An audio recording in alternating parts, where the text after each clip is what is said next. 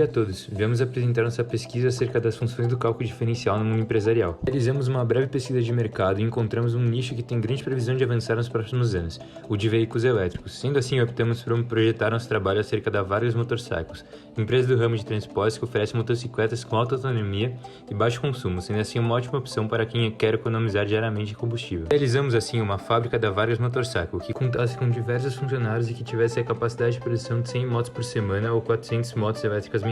Para dar início aos estudos de nossos possíveis cenários de funcionamento, estabelecemos uma função de custo que levaria em conta 3 valores variáveis multiplicando n e um valor fixo de 2000. Vale lembrar que n deve ser um valor inteiro que seja maior que 0 e menor que 100. Pondo essa função em prática, construímos um seguinte gráfico que representa o custo total em função do número de unidades produzidas. Em seguida, construímos um gráfico de custo médio para que pudéssemos observar o custo unitário de cada unidade montada em diversas escalas de produção. Para isso, aplicamos a média simples. Também realizamos a adaptação da função custo para que apresentasse o custo marginal e para isso a derivamos. Chegamos então à função que materializou-se no gráfico que parece adotar o mesmo formato de curva que o custo total. Para concluir a parte prática da construção de gráficos relacionados a custos, construímos a função de custo marginal médio, que consiste basicamente na derivada da função de custo médio. Chegamos assim na função dividida por n², construindo o gráfico a seguir. Para concluir, aliamos os dados evidenciados pelos 4 gráficos e funções e chegamos à conclusão que o ideal de produção baseado exclusivamente em custo seria que produzíssemos 8 unidades semanais, situação em que o custo semanal seria de 5.770,70 centavos, como evidenciado pelo gráfico de custo médio. Agora vamos falar um pouco sobre o preço. Neste slide pode-se observar o gráfico do preço por unidade. Nele é possível perceber a tendência de queda de acordo com a quantidade produzida. Isso ocorre uma vez que, de acordo com a nossa fórmula, existe uma parte negativa, a qual é multiplicada pelo número de motos produzidas, e portanto, quanto mais peças encomendadas, menor o preço da unidade será. Nesse cenário, ainda resolvemos analisar também o preço médio por unidade. Para isso, pegamos o preço unitário de cada quantia encaminhada e fizemos a média, dividindo a soma da quantia pelo número máximo de motos que podem ser produzidas, 100.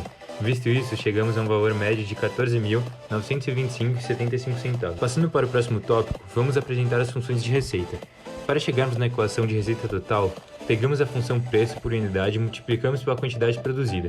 Chegamos assim a uma função quadrática. Agora, falando um pouco do gráfico, pode-se dizer que ele se configura numa função crescente, onde até um ponto consideravelmente distante, quanto mais motos forem produzidas, maior será a receita. É importante ressaltar que com a produção de 100 motos semanais, a receita máxima ainda se encontra no centésimo produto. Após a receita total, passamos para a receita média. Para chegarmos em sua equação, pegamos a do slide anterior e dividimos pelo número de unidades, portanto diminuindo a cada moto produzida e representada por uma reta. Focando agora um pouco sobre a receita marginal, para conseguir chegar nessa equação, derivamos a receita total e, por consequente, chegamos a uma função linear com coeficiente negativo. Aplicando essa função em um gráfico, percebe-se que, ao contrário dos outros, quanto menos peça produzida, maior é a receita marginal. Para obter a receita marginal média, tivemos a função receita média. Marginal. Dessa forma, tivemos apenas uma constante negativa. Com isso, pegamos essa função e montamos o gráfico, o qual possui uma reta constante passando pelo ponto y igual a menos 1,5. Analisando minuciosamente as funções de receita, e apenas considerando-as para análise, é possível concluir que a receita máxima seria atingida na produção semanal de 100 motos. Isso ocorre pelo fato da receita total ser uma função quadrática onde o ponto de inflexão é posterior à centésima unidade. Finalmente, chegamos na parte que mais interessa para uma empresa, sua rentabilidade, ou seja, sua lucratividade.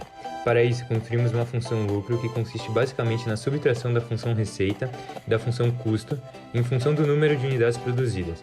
Colocando a função no gráfico, temos parte negativa e parte positiva, e com ponto máximo de n igual a 43. Fizemos também a função lucro marginal, que consiste basicamente na derivada da função lucro e resultou num gráfico decrescente com lucro marginal igual a 0, quando se produzem 50 unidades.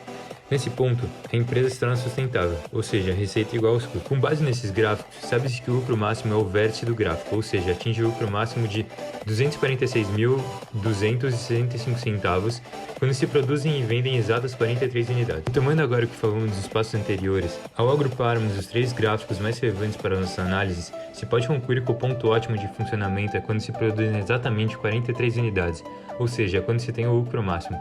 Porém, visando uma melhora no funcionamento da empresa, o administrador deve se manter atento à construção de novos modelos de análise matemática do funcionamento das fábricas e também sempre procurar baratear seus custos para que atinjam maiores patamares de lucro. De modo a analisarmos a sensibilidade das nossas funções, há prováveis alterações no preço das motocicletas. Adicionamos 10% a mais na função preço. Ao adaptarmos o restante dos gráficos para isso, percebemos que a receita também aumenta, o lucro aumenta em intervalos em que era positivo E também o gráfico de custo médio permaneceu igual. Por fim, gostaríamos de agradecer a atenção de todos e ao professor